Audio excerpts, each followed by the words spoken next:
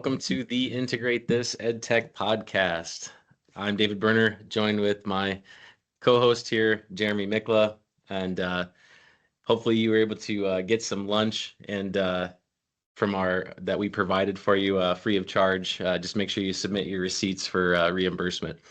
I have to give credit to Jeremy for that line. He gave me that one as we came back from the lunch break. So, Jeremy, how you doing?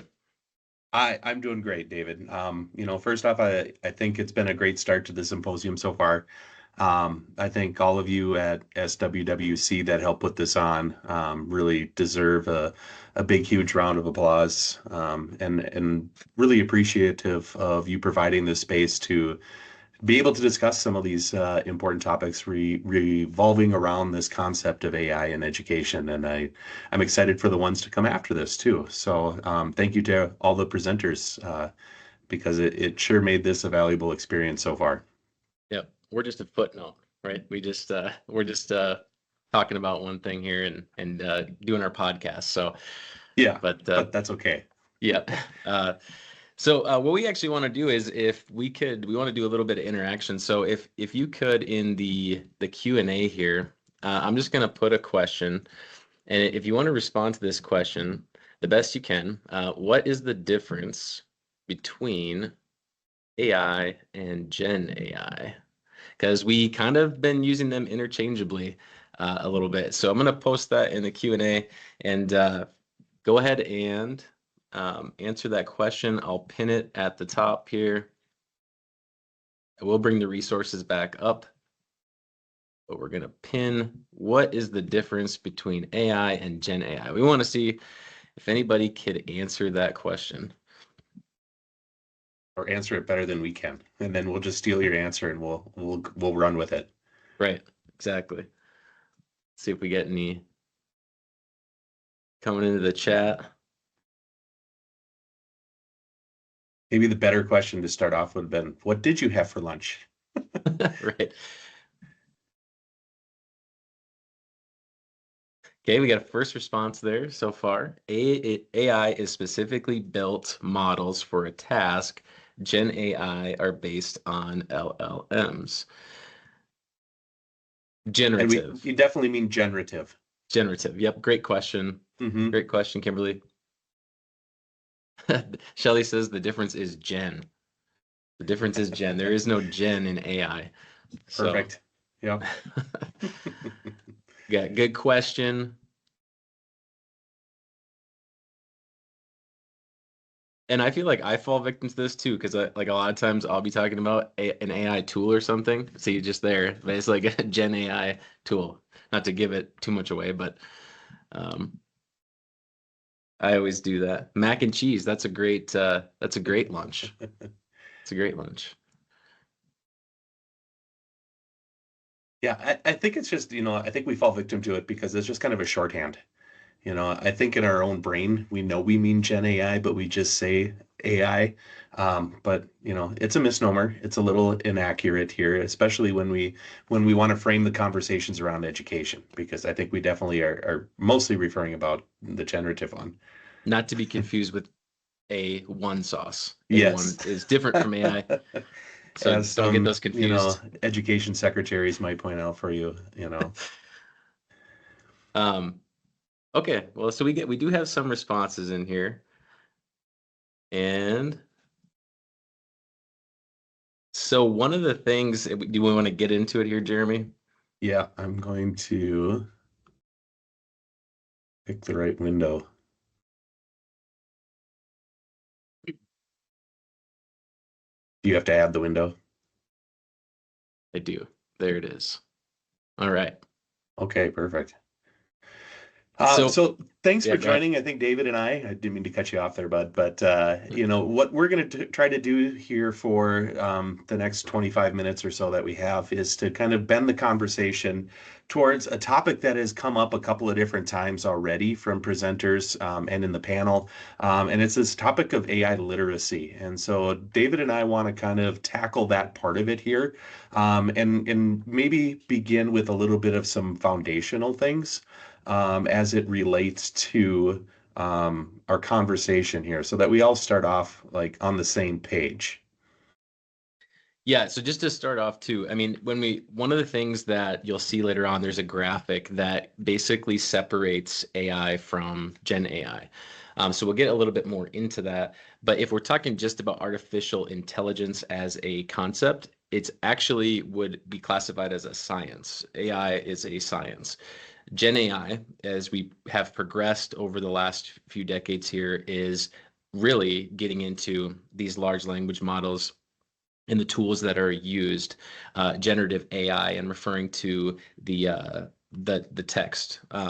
So literacy, we the AI literacy is extremely essential. I think you can kind of gather that from the conversations that have been had so far. AI isn't going away, so the natural thing to do, right, is to learn about AI. So when we talk about AI literacy, what we are really meaning is the knowledge, skills, and competencies needed to safely use and understand artificial intelligence. And then look at, and we're going to do this in our talk, is what are the implications and limitations and ethical considerations for AI. Those are things that when we talk about AI, a lot of it is creating awareness and understanding around AI and its use. One thing we want to make sure that we don't say is AI literacy doesn't mean that you're just automatically proficient in AI use. It means that you're aware of some of the things that are involved in AI and the pitfalls therein, and the positives as well, right? So, what would we like to see schools start to approach in terms of AI literacy? What is foundational? And so one of the things that a lot of conversations that I've been having recently is it should start at the leadership at a district. And there are so many areas where AI is going to impact. And I think it's really important to distinguish an ed tech tool from Gen AI. It is not, it's not another ed tech tool. And I think that sometimes with the release of, really great tools like Magic School AI or School AI, which I know Jeremy's doing a bit on School AI later today, we shouldn't confuse that with an ed tech tool. We have to really, from a leadership standpoint in a district, they should understand that AI has implications in every facet of a district, in every domain. And so it's important to create understanding around that so that a staff at a district, leadership should be gathering a group together to create understanding around AI, and that's where the AI literacy comes in, right? So it's awareness and understanding. And then from there, what we would want to do is create common language around AI, right? And actually, this kind of falls in line with what we were just doing as that first exercise, because it's like AI and Gen AI, right? And using them interchangeably. So it's important as you're having conversations at your district to everybody be on the same page and have a shared common language when you're communicating about these things and making decisions around them. And then really, from there, if you have that common language, you have that team, it's about building capacity outward. So it may start at the leadership. It may, trickle into creating a team. A lot of times you'll hear it referred to as a cross-functional team, and that's the idea of getting a bunch of different people from a district involved in the conversation, people who are in various disciplines, people who like AI, people who hate AI, right, and are worried about AI. I think those are all important people to include. But the idea is that you should have a shared understanding as a team so that when any staff or student that comes to you, you'll be able to answer effectively what that is and what it means for your district. And then the idea would be to expand that out so then the shared understanding grows from the team to the entire staff and to the students, and that's in terms of their knowledge about it and what the district deems as acceptable versus unacceptable use. I think those are all things that would be part of this conversation. Yeah, for sure. And I don't think any of us are going to be experts at using any sort of AI or generative AI. And and that's also where that idea of capacity building kind of comes into place too, right? Is just taking from where you are and moving to that next point. And I think Matt talked a lot about, the future of education is going to need to be based around curiosity. And so I think that that curiosity needs to play a role too, and always being able to ask questions about it. So, what do we mean here then, as we pull it back to the Q&A that we asked you to begin this session with, the difference between AI and Gen AI or generative AI. And I know David touched on this here a little bit, but they all fall underneath that branch of like a computer science, right? That artificial intelligence. And you can kind of think of that as being that outermost circle that's there. And then within that area of artificial intelligence, that breaks it down into some smaller chunks that still fit within there. You have the machine learning that takes place and the deep learning. And then finally you get to that smaller circle that's near the bottom of that graphic there. And that's what we mean by generative AI. So these are going to be the AI tools that are going to help create something or generate something, whether it's text or images, it could be video and audio or code. Think like ChatGPT writing a story, thinking about using Dolly or an image generation program to make a custom-made graphic or image that you want to be able to use in a presentation that's going to depict more accurately than doing a Google image search. Whereas AI is going to be that tech that tries to mimic human decision making, things that give you recommendations, for example, on Spotify, or they help direct you in an unfamiliar city when you're trying to get to some restaurant and you type in the name of the restaurant and your Maps app takes you there and then reroutes you because it found you might save 5 minutes from traffic or whatever if you take this other route. But it is really important, and I think David definitely touched on that as part of that common language and understanding that there is a distinction between the two. And I think as we focus more and more on the uses of generative AI in education, that we really kind of focus around that term. And I know it's a difficult one to kind of continue to remind yourself to talk about, but it's also pretty important.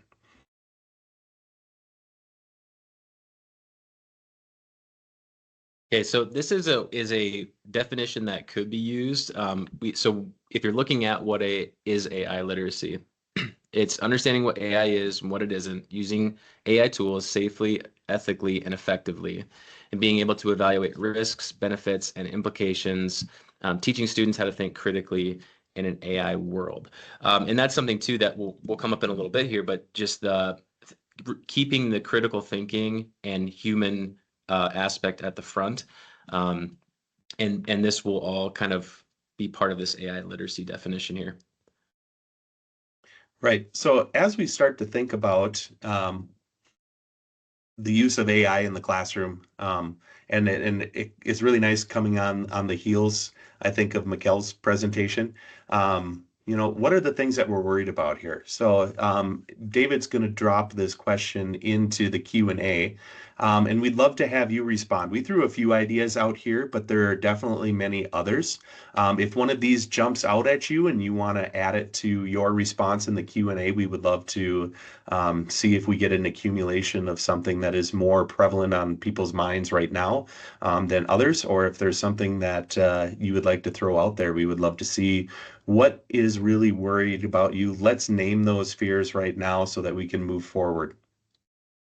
Yeah, and I would say too, like this is not an exhaustive list, but it might even include things specific to your role, things that impact your role more so. While, all of these could be concerning things, is there anything that you're thinking about in terms of your role that it's like has an instant impact and there's already been conversations around? I think that would be important to point out as well. So go ahead and in the chat, in the Q&A, if you haven't yet, what are you worried about? Okay, so we have a couple coming in. So AI helps us as much as it helps the bad guys regarding data security. Very true, right?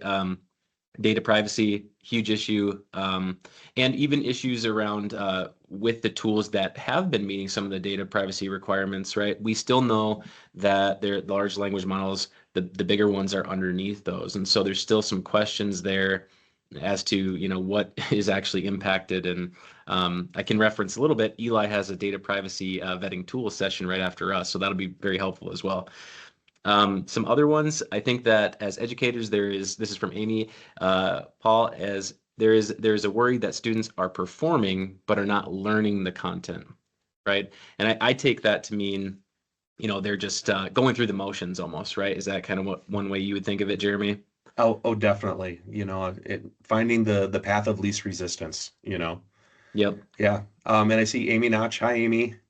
Talks about deep fakes and misinformation and worried about, that being spread as if it were the truth and that, how do we remain curious at the same time as human beings? Yeah, I think, in my mind, I think that whole idea of, AI literacy, which we're focusing on here, definitely has lots of crossovers with media literacy and news literacy and even digital literacy if we want to talk about an all-encompassing things. And I think those definitely need to be part of that conversation too. Yeah, and if I could point out a couple more here, there are Hmm. some where it's teachers are afraid of students not gaining the skills of the writing process. Teachers are worried about kids cheating. The habits of using AI to be the answer for all or to constantly be an easy button. I think, all of those are like I think all of those lend themselves to uh, those in our chat being concerned about the human element of this. And one that really resonates with me actually is from Rochelle, humans losing their creativity in making their own content, which I think is a huge thing because I still firmly believe, and this is just my own thoughts, but I still firmly believe that if you and I were to take the same concept and make something, make a presentation around it, right? The way that we go about that is very unique, right? And so sometimes one of my worries is that like AI with it, mashing everything together, I know it will give different presentations out or papers out and things like that, even if you copy and paste the same prompt.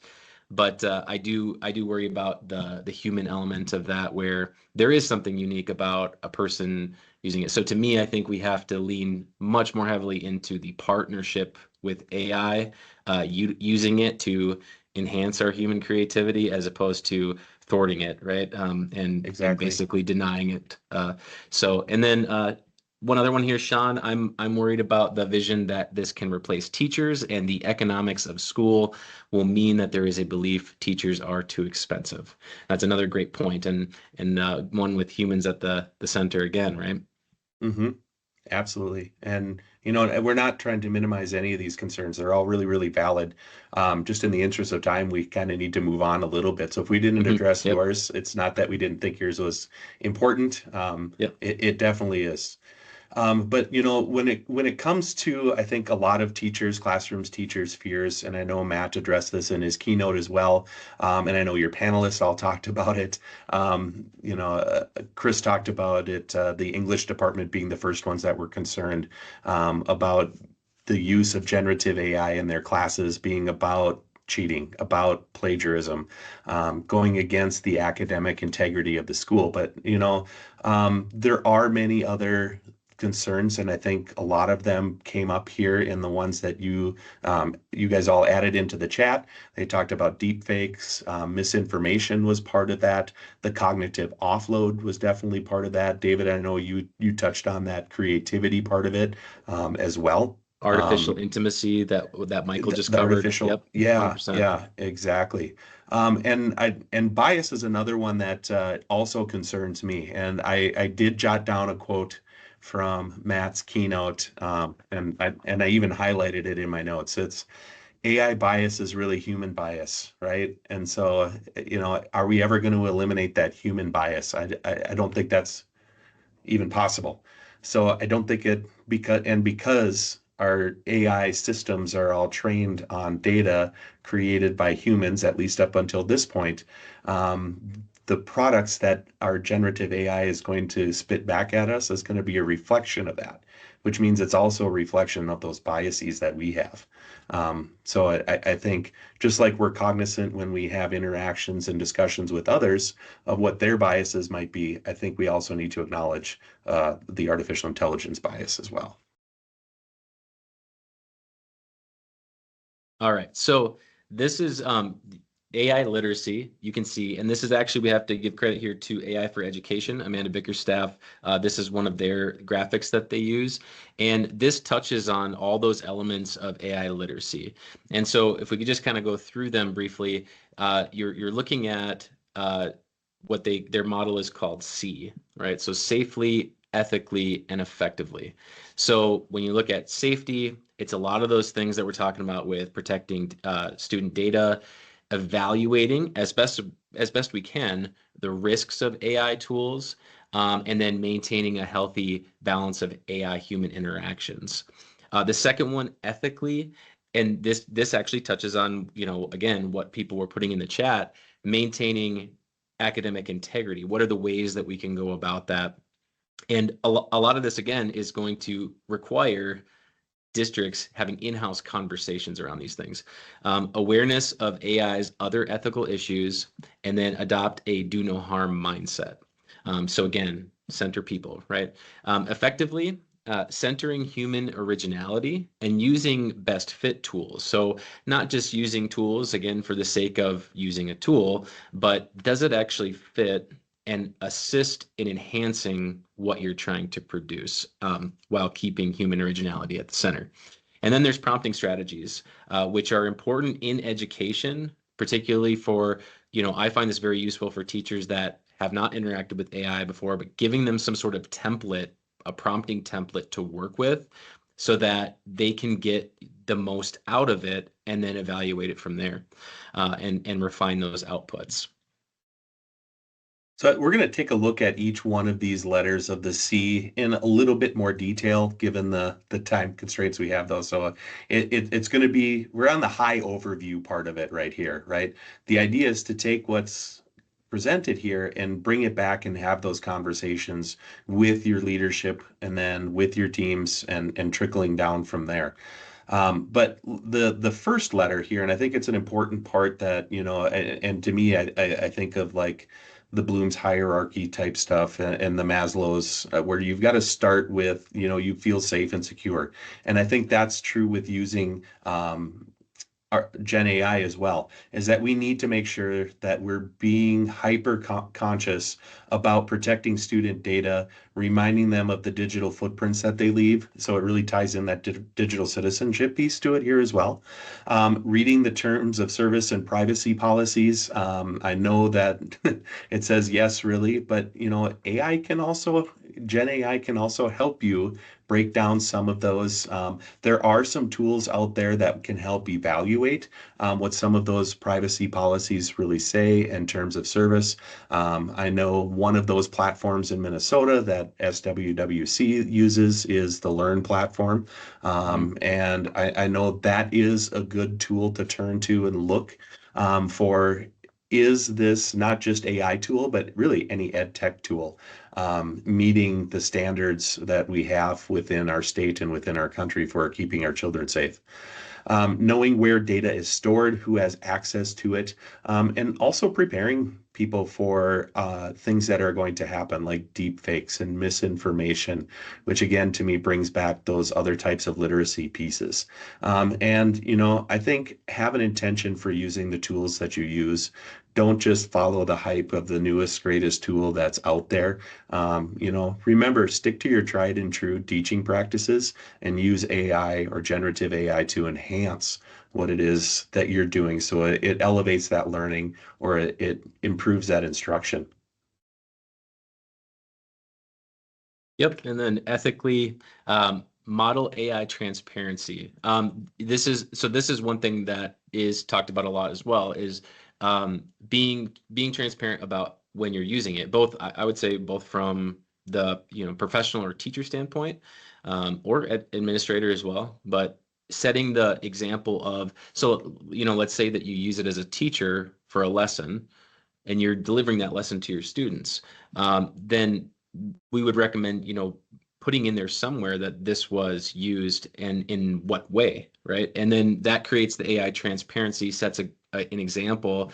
And then when you have students interacting with it as well, teaching them how to cite those things, put that in there, that you had it help you generate that outline for your paper that you're going to write, right? Those type of things. And that will help the academic integrity conversation as you move through that. But setting a good example to the students by our own use is going to be extremely important, because so much of it, and this goes back to our conversation with Matt and our podcast. It's like, the whole idea of like a teacher saying like, oh, I can use it for my, for myself, for my profession, but you can't use it.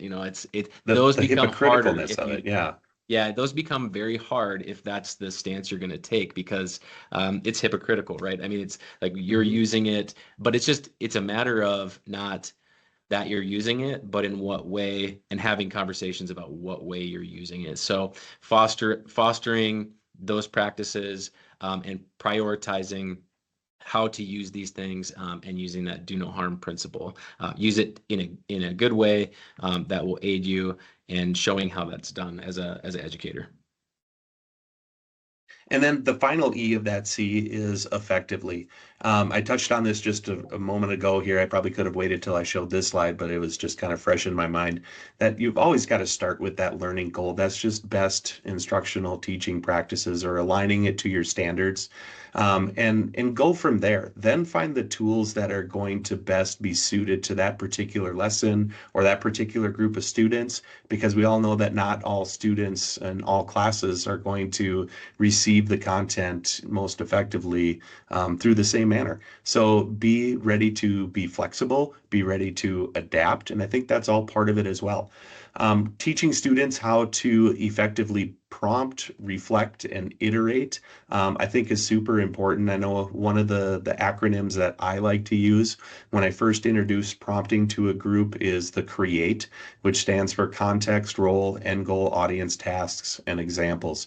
And not that I start there when I create prompts myself, but as I look back on my prompt as I'm typing it, I am conscious. Am I giving it the background information that it's going to generate the best response for me?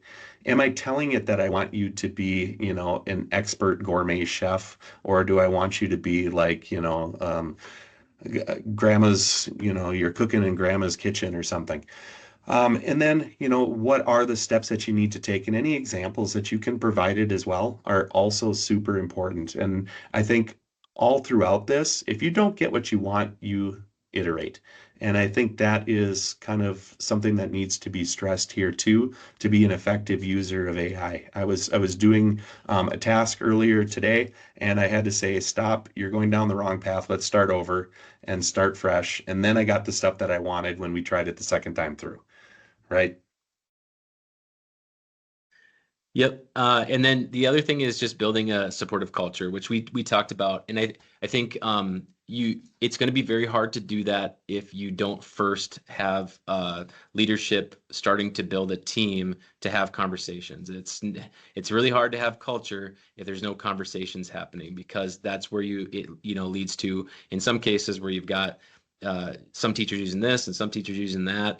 It's this tool and that tool, but there's no foundational concepts that have been established to foster, a supportive culture, or, have building capacity out through the district if everybody's kind of doing their own thing. It's not that there can't be some difference in tool use, but you should start at the foundations, so that whatever tool a teacher might go to, there's foundational concepts that have been laid about what we've been talking about: safe use, ethical use, and effective use. Those things would be a part of that in creating that culture. That's going to be very important. So we would love to continue this conversation. And I think one way that you can help continue that conversation with us is definitely join us and listen to our podcast. So I'm sure David will share some resources, the links where you can find us. So Yep. Yeah. Yeah, you can find us on well, we're on YouTube. We do a lot of tutorials on YouTube if you're interested in checking us out there, Integrate This EdTech podcast. But we also are on Apple Podcast and Spotify now, and there's a little bit of a difference there. We can't really do our tutorials on on those platforms because you can't really see them. And so we have some really great podcasts coming up of the audio form. Jeremy and I have conversations on there, but Matt Miller, our conversation with Matt is on there already. Have a great one with Manuel Herrera as well. And then we have some great guests coming up. Our guests coming up, Eric Kurtz is coming out very soon. We are interviewing Eric next week, and we'll have that interview out on the podcast. Leon Furs, the creator of the AI assessment scale. Monica Burns is going to join us. Amanda Bickerstaff. And I'm missing one. I had one other one. I don't have the list in front of me. Yeah. It's We going to be a great summer. David and I are super excited, and to just to meet these people really, but then to be able to share out to a larger audience is really what excites me about it.